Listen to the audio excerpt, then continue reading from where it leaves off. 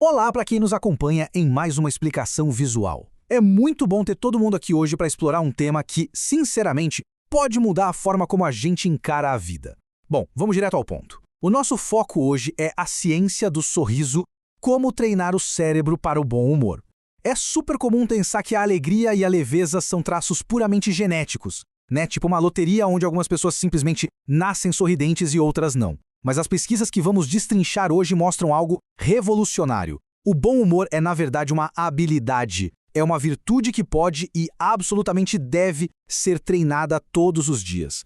E isso nos leva a uma pergunta de ouro. Como é que a mente pode ser treinada para sorrir? A resposta parte de um princípio até que bem simples. Virtudes são superpoderes que nós podemos construir diariamente. A resiliência e a alegria não são só reações ao que acontece de bom ao nosso redor. Elas são posturas ativas. A gente não precisa ficar esperando que o mundo seja perfeito para dar um sorriso. Pelo contrário, nós podemos construir esse superpoder de dentro para fora, pecinha por pecinha, dia após dia. Então vamos para a seção 1, o poder do bom humor, mais do que apenas contar piadas. Afinal, o que é o verdadeiro bom humor? É basicamente a capacidade de manter uma atitude positiva, rir de si mesmo e, acima de tudo, enxergar o lado leve até nas piores adversidades. Olha, ter bom humor não significa fingir que os problemas não existem ou ignorar a tempestade. Nada disso. Significa adotar uma visão de mundo muito mais resiliente. É transformar ativamente momentos complicados em grandes oportunidades para aliviar o peso emocional, tanto para nós mesmos quanto para quem está em volta. E os benefícios dessa atitude são super concretos. O bom humor funciona como um verdadeiro escudo protetor para nossa mente. Ele reduz o estresse de forma absurda e melhora o bem-estar mental. Mas o ponto mais fascinante é que ele é altamente contagioso.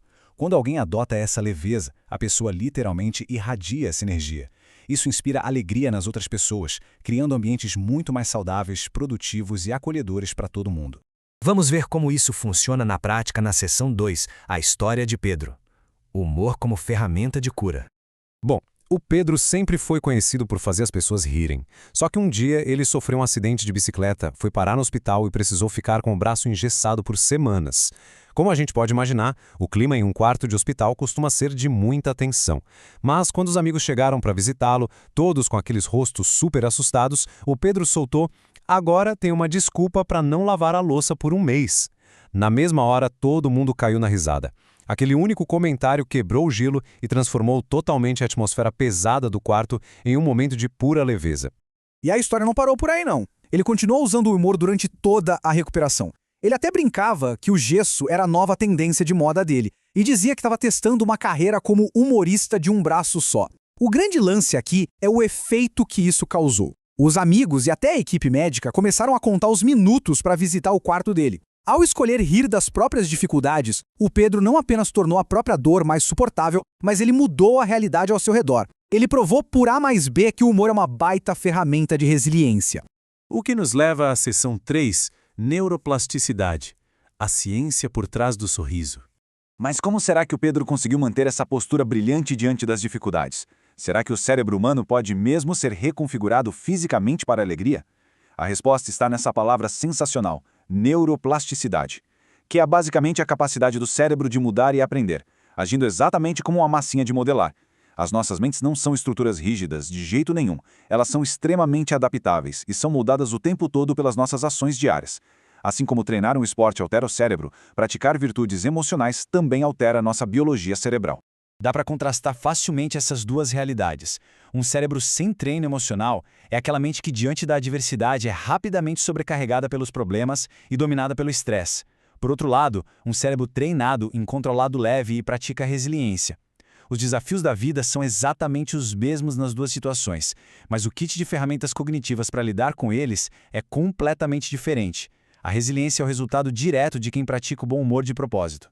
Sabe, construir hábitos é como caminhar por uma trilha em um campo. A repetição torna o caminho mais forte. Imagina que a mente é um campo gigante coberto de grama bem alta. Quando a gente decide ver o lado bom de algo pela primeira vez, é como tentar andar por essa grama. É bem difícil, exige bastante esforço.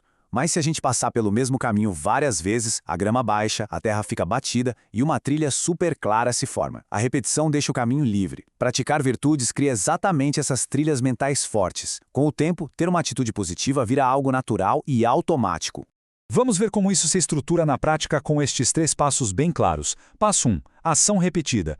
Tudo começa com a escolha de fazer uma piada saudável ou rir de um pequeno tropeço.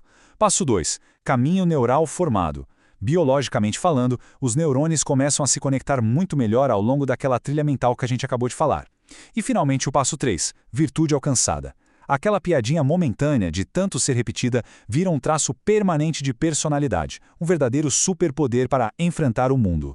E assim entramos na nossa última parte, seção 4, práticas para cultivar a alegria, ações diárias para uma mente resiliente. Já que a biologia está totalmente do nosso lado, as fontes dessa nossa análise trazem um manual de práticas diárias incríveis. Primeira, rir de si mesmo. É não levar os próprios erros tão a ferro e fogo. Segunda, fazer piadas saudáveis, claro, garantindo o respeito sempre. Terceira, praticar a gratidão, porque é muito mais fácil sorrir quando a gente valoriza o que já tem nas mãos. Quarta, brincar e rir com as crianças, absorvendo aquela forma descomplicada que elas têm de ver a vida. E quinta, usar ativamente o humor como ferramenta de resiliência nos momentos tensos, igualzinho o Pedro fez lá no hospital. Essas são as chaves para abrir novas trilhas mentais de positividade. Então, para amarrar tudo isso, fica aqui uma reflexão fundamental. Considerando que o cérebro é literalmente como uma massinha de modelar, e que cada situação é uma chance de treinar, qual pequeno desafio vai ser motivo de risada hoje? Pode ser o trânsito parado, um café que derramou na mesa, qualquer coisa. Lembremos sempre, cada contratempo é a chance perfeita para fortalecer a trilha mental da alegria. O superpoder do bom humor está nas nossas mãos, só esperando para ser moldado. Esperamos que essa explicação visual inspire todo mundo a começar esse treino hoje mesmo. Um grande abraço e até a próxima exploração.